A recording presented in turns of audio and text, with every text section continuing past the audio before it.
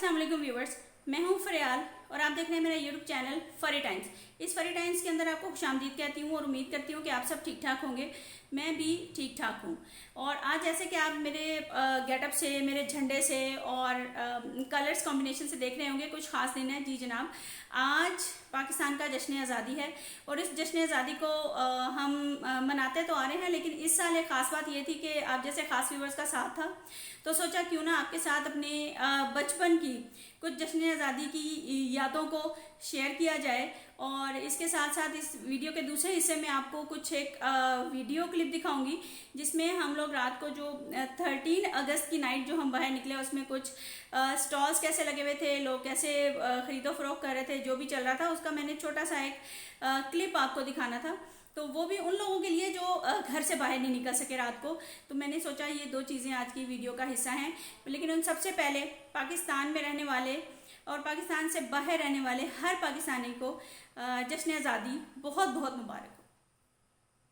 इसके साथ साथ बताती चलूँ कि व्यूवर्स, मैं हर दिन को, चाहे वो कोई भी हो, त्यौहार हो, ख़ास दिन हो, 14 अगस्त हो, कुछ भी, उसको बड़े जोश और जज्बे से मनाती हूँ और ख़ुशियाँ बांटती हूँ अपनी फैमिली के साथ, अपने दोस्तों के साथ। और इस दफ़ा तो जैसे पहले कहा, आप भी हैं तो इंशाल्लाह आपके साथ भी ये सिलसिला जारी रहेगा।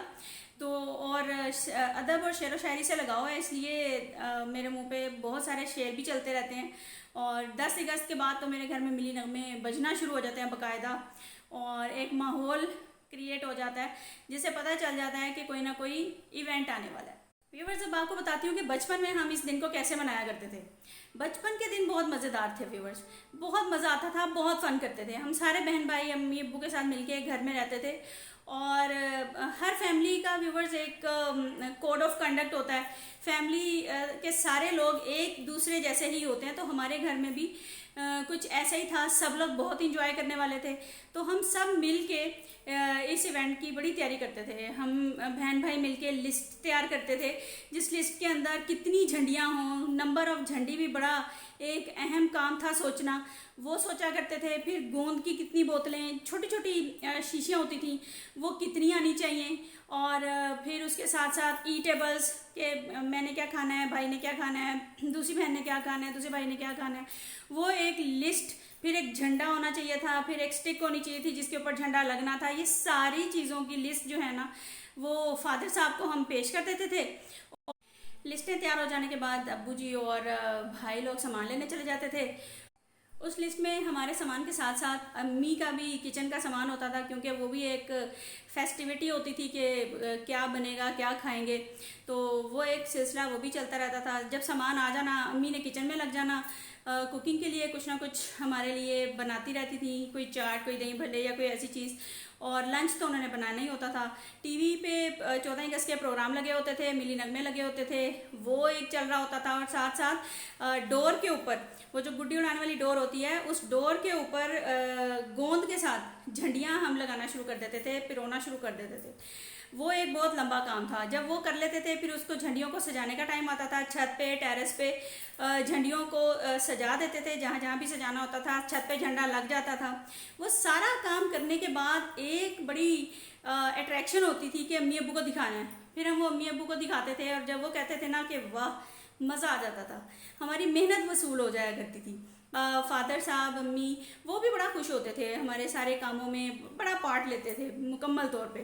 तो और वो जब हम सारा करके फ़ारग होते थे तो बारिश हो जाती थी और फिर हम संभालने लग पड़ते थे। आपको भी याद होगा, अभी भी 14 अगस्त को अक्सर बारिश हो जाया करती है। तो जब बारिश शुरू हो जानी, फिर हमने झंडियों को संभालना शुरू कर देना। जो ख़राब हो जानी उसको फिक्स करके दोबारा लगा देना और कोशिश करना कि झंडियाँ नीचे ना गिरें। और इस तरह से फिर लंच का टाइम हो जाता था, हम लोग लंच करते थे, अम्मी ने लंच बनाया होता था। लंच करने के बाद फिर वो भाई के दोस्त वगैरह, भाई भी छोटे छोटे थे तो उनके छोटे छोटे दोस्त आते थे, देखते थे झंडियाँ कैसी लगी हैं, डेकोरेशन कैसी की है, और वो एक सिलसिला चल पड़ता था। और फिर शाम होने से पहले, अंधेरा होने से पहले झंडियों को और झंडों को हम उतार लिया करते थे, क्योंकि कल्चर है कि झंडे के ऊपर रात का साया नहीं पड़ना चाहिए।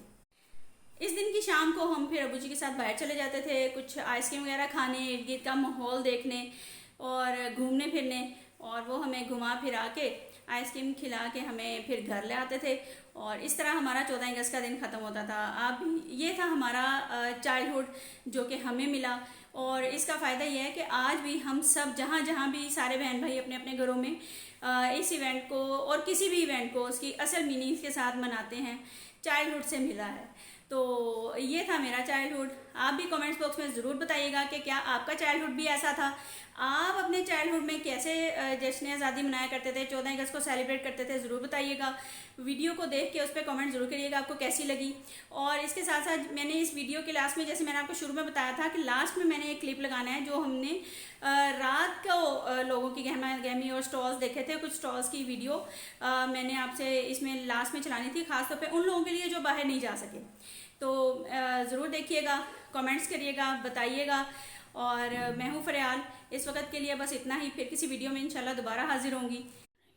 जी जी जी, ये देखें जी, वीडियो तैयारी हो गई और ये जल्दी से मैं आपको दिखा रही हूँ।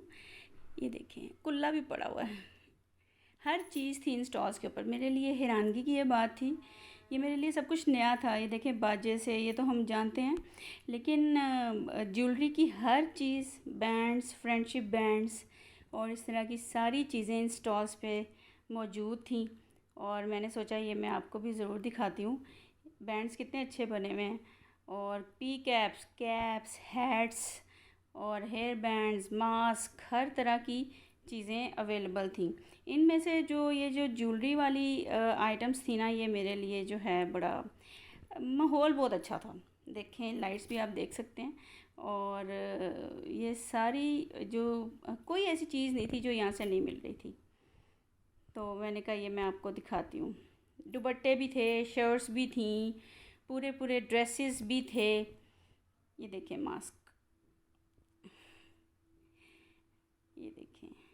मतलब कहने का ये है कि जाके ना, मुझे नहीं पता था, की रिंग्स भी बहुत सारी, बहुत तरह की थी। और ये सब चीज़ें जो है ना, एक बड़े स्टॉल के ऊपर, ये सबसे एक बड़ा स्टॉल था और बड़ा ह्यूज था। बाकी भी थे जी। इस तरह से हमने रात को टूर किया। मैंने कहा मैं आपको भी दिखाती हूँ। ये कुछ चीज़ें मेरे लिए भी बड़ी नई थी, जैसे वो कुल्ला था और चीज़ें थी। फिर किसी नई वीडियो में इंशाल्लाह ज़रूर मुलाकात होगी। मैं हूँ फरियाल और आप देख रहे हैं मेरा यूट्यूब चैनल फरी time. Thank you so much.